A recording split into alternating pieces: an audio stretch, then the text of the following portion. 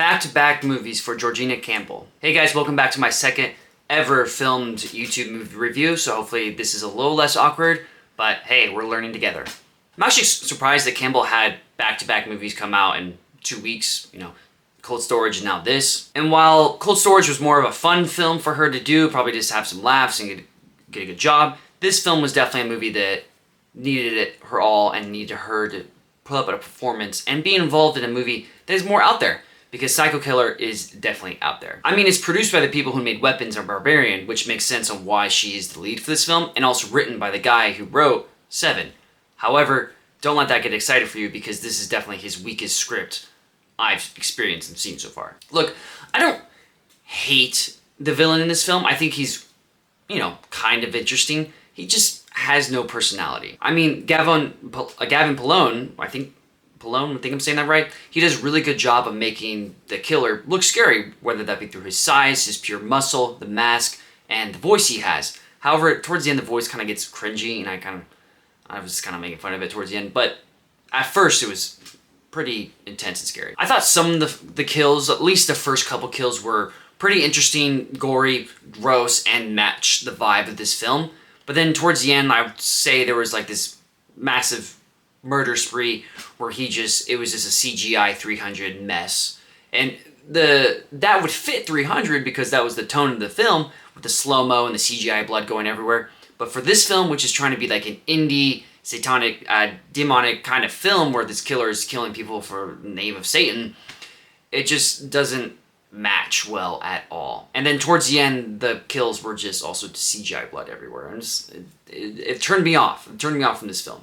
I wasn't really liking it at the first, and then when that was starting to happen, I was like, yeah, this movie's not it. Also, the motives weren't really there. Like, his motives were just Satan, and that is, a start, but I'd rather we explore the character more. And the reason why they didn't explore the character is because they wanted to hide who he was, which didn't really make sense, because the first hint they give that he's who the killer is, it's very, very obvious, and it makes you wonder why Campbell, a person who's obsessed with finding him for killing her husband, it just doesn't make sense why she didn't catch on. Speaking on Campbell, for a film that requires a lot from her, this is a kind of film where the main lead needs to really hold this film together, she doesn't do that.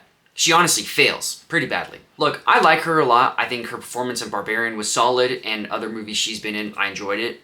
Her performance in Cold Storage, it was a silly comedy movie that didn't really work the whole way through, but I still kind of enjoyed it. I thought her performance was better than that, and this was a film which required a lot from her. Look, maybe that's on the script, the poor casting and acting performances from the cast around her, and the overall pace of this film, but at the end of the day, she's professional, she's the lead of this film, she's the big name on the list, she's the caller, she's the big theme, she's the big deal. It's everything for this film to work is for her. This was her story, and she didn't take it over like a great actor would. Like, there's moments where she's speaking with other people, other actors, and you just think to yourself, yeah, she just read this line right before she delivered it, and she didn't know it was coming. And she's waiting for a cue for her to speak from, like, the director behind the camera. Like, okay, you can speak now. Like, it feels like that. And she's not the only one guilty of that. The whole cast does it too, and it's not really a big cast, but all the supporting actors are like that. There's even an end scene with a security guard where he just says, screw this, and then he runs away, and I was like, I almost started laughing. And this is supposed to be an intense part of the movie, and I was just like, yeah, this is dumb. At the end of the day, I expect more from her, because I like her, and I like her as an actor, and I like seeing her performances. It's just, she's failed bad. Speaking of the pacing, the pacing's all over the place. Like, this film is pretty short, but it feels like a 3-hour movie. That's not great, especially for a movie that is trying to have an intense ride and keep you engaged the whole way through, and honestly scare you. And doesn't really do any of that. They spent the whole film with Campbell's character trying to find Psycho Killer and the Psycho Killer.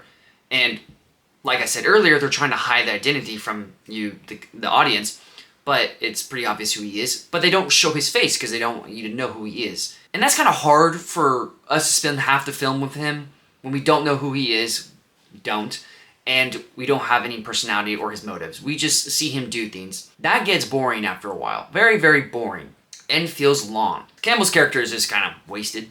I wish we spent more time with the FBI or other cops trying to find him. It just would make more sense and maybe bring a lot more logic to this film, because this film was, lacking a lot of logic. I also wish we just got more of the psycho killer and his backstory, and because if you're gonna do a film like this where you're staying with the killer, you gotta figure out more about him. You can't just have shots of him halfway through half the film is just him. If you wanted to keep him hidden, don't show him every scene. You don't have to. Just show him the aftermath, or right when he shows up to kill someone, not him just driving around, playing around.